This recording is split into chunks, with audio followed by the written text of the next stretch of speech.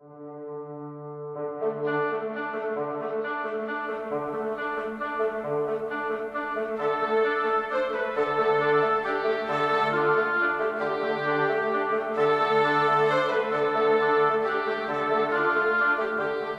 encontramos frente al castillo de La Calahorra.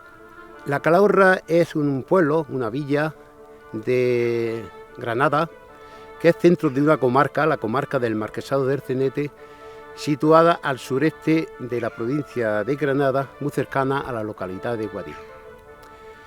En este lugar hay un magnífico edificio, el castillo, palacio homónimo, que simboliza, es la mejor manera que hay de simbolizar lo que esta comarca significó en el pasado, que fue un señorío, el señorío conocido como, ya he dicho antes, Marquesado del Cenete. Un castillo hay que entenderlo como un edificio en el que prima la defensa sobre la habitabilidad, aunque en este caso la residencia doméstica veremos que también es un suntuoso edificio, un magnífico palacio. Entre otros elementos defensivos, los más significativos son las torres cilíndricas, hechas para poder soportar mejor el impacto de la artillería. Lo soporta mucho mejor que una torre cúbica, porque no tiene aristas.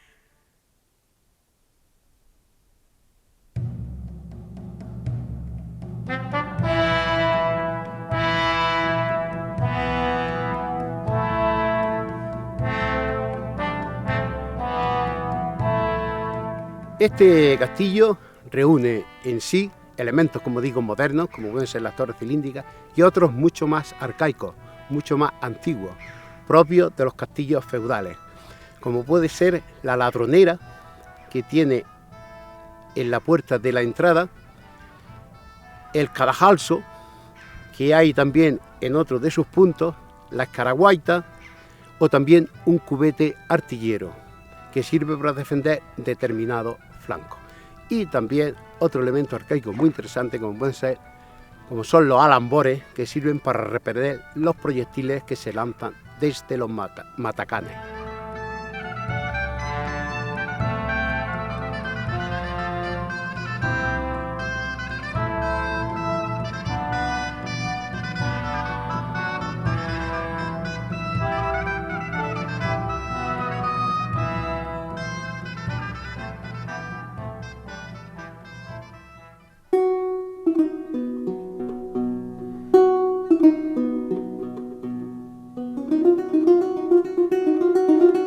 Uno de los aspectos que más llama la atención de este magno edificio es el contraste que hay entre el exterior y el interior.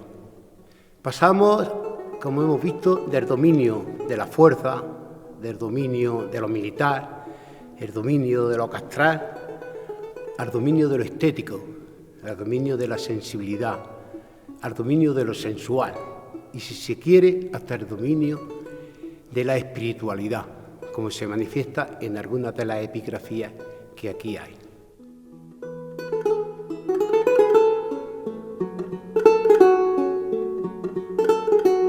El edificio en su conjunto empieza a construirse también en plena guerra de Granada.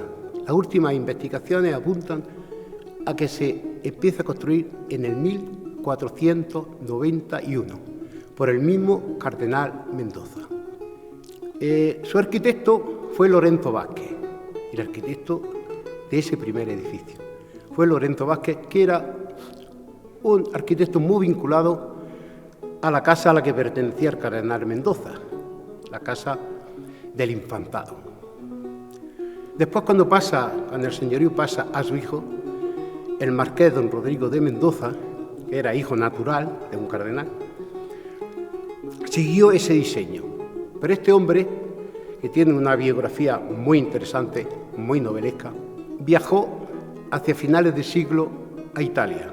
En el 1499 hizo un viaje a Italia. Era un hombre que tenía un talante por una cara muy feudal, por una parte, pero por otra parte era un prototipo de humanista, de hombre del Renacimiento. Sabía latín, dominaba la mitología griega, tuvo importantes maestros como Marineo Sículo, o sea que era un hombre con una doble cara. Feudalmente se manifestó aquí en el Marquesado creando un señorío donde impuso un régimen de hierro a sus vasallos moriscos y en el que obtenía pingües beneficios económicos. Su talante humanista le lleva, como digo, a viajar a Italia. De allí se enamora de los palacios renacentistas y entonces manda orden, a través de una carta, manda orden a su mayordomo, aquí en la Calahorra, de que paralice totalmente la obra que se estaban realizando en el castillo. No dice por qué, pero está claro que era porque pretendía modificar el proyecto original que su padre había diseñado para este edificio.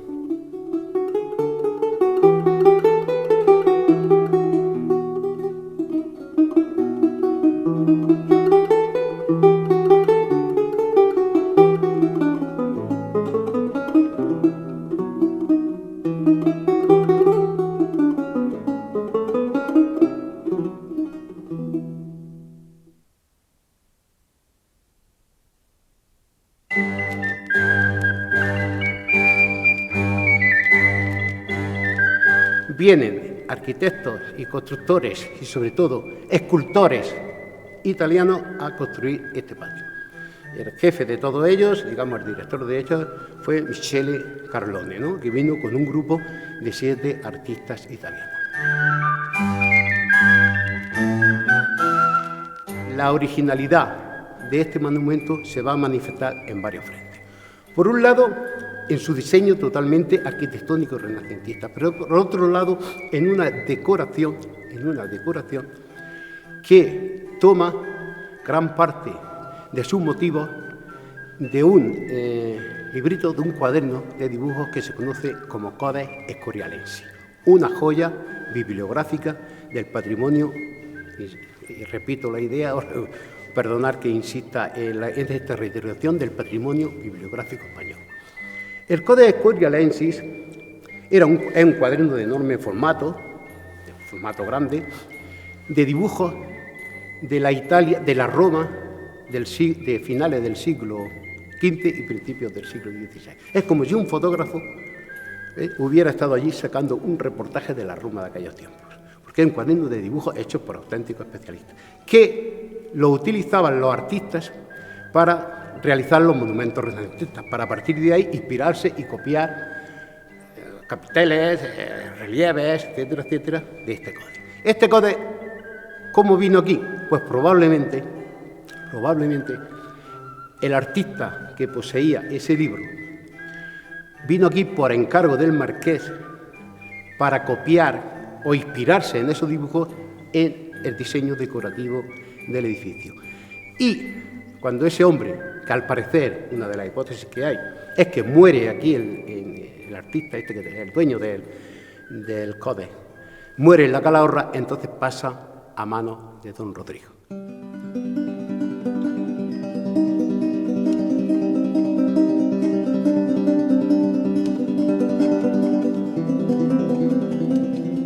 Como decía, el patio responde a una concepción plenamente renacentista. Eso se nota sobre todo en planta, donde hay una geometría exacta, ¿no?, y una axialidad perfecta definida por las 4 puertas que definen el piso bajo y sobre todo focalizada por la gran escalinata que accede al piso superior.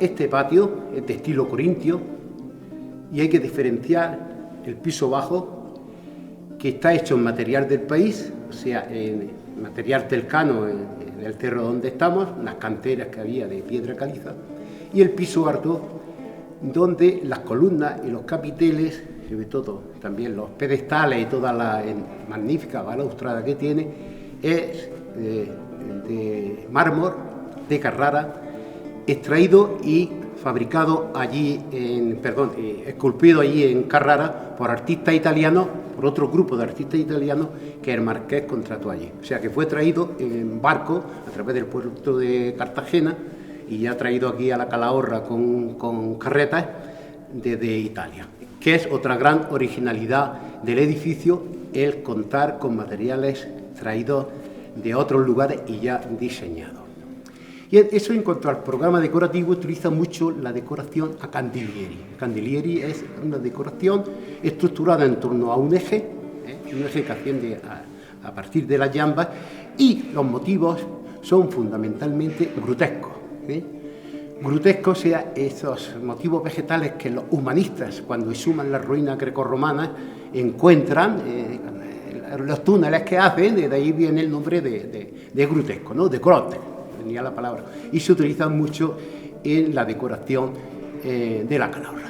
Otro elemento decorativo fundamental son las figuras mitológicas, en lo cual el marqués demostró ser un gran conocedor, un gran erudito de las figuras mitológicas, como se puede observar en las dos ventanales que enfatizan la subida de la escalera, y como se puede también observar de una forma magistral en la portada del Salón de los Marqueses, que es un arco de triunfo con la figura de Apolo, de Hércules, la fortuna, etcétera, etcétera, ¿no?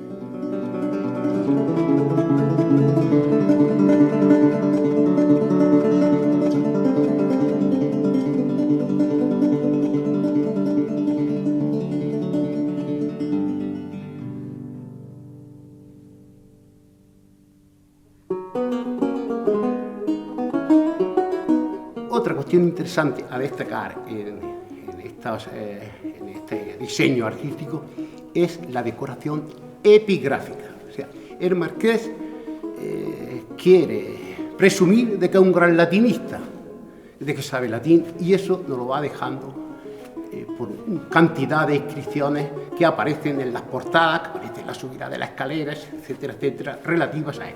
Por un lado nos quiere demostrar que es un gran humanista, y por otro lado nos quiere demostrar a quién pertenece el palacio. Para decirnos, porque su nombre aparece reiteradamente inscrito en estos lugares.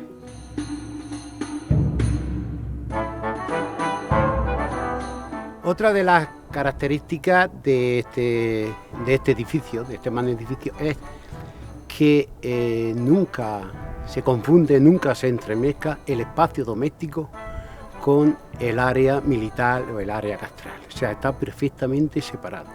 Si uno entra dentro del palacio y no sabe que por fuera un castillo, no lo adivina siquiera. Y eso incluso está escrito en una de esas epigrafías, de esas numerosas epigrafías que hay en una de las habitaciones, que dice precisamente esto, ¿no? Iusque intrare licite. Hasta aquí es lícito llegar. Eso se cuidó también mucho el marqués de dejarlo claro.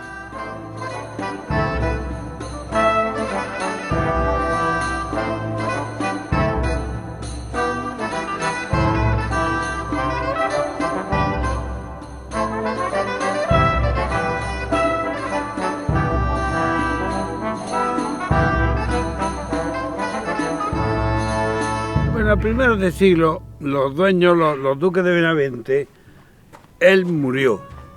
Y al morir, pues la marquesa puso el castillo en venta.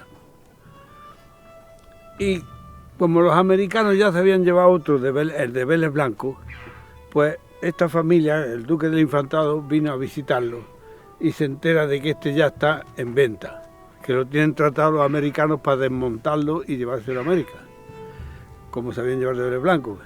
Entonces este hombre pues piensa que hay posibilidad de que él lo compre, va en busca de la parienta, de la duquesa, que era tía de ellos, y le dice, bueno, ¿qué te dan los americanos? Yo te lo pago, lo recuperó a la familia y evitó que se lo llevaran. y ya pues esto lo conservan como patrimonio de la casa. Estas familias son descendientes directos de los Mendoza. Si esto lo repararan, pues sería pues el motor de arranque de la comarca, porque el turismo rural, el senderismo, todo lo que se pueda acoplar a la comarca, pero que sería pues el futuro de la comarca más, porque aquí ya los cereales y eso no tienen vida, hasta el momento, como sé que cambie la cosa. Aquí lo único es que la Junta también se preocupara un poco más y esto pues los parajes que hay en la comarca y poner en marcha más el turismo rural, que es lo que daría vida a la comarca.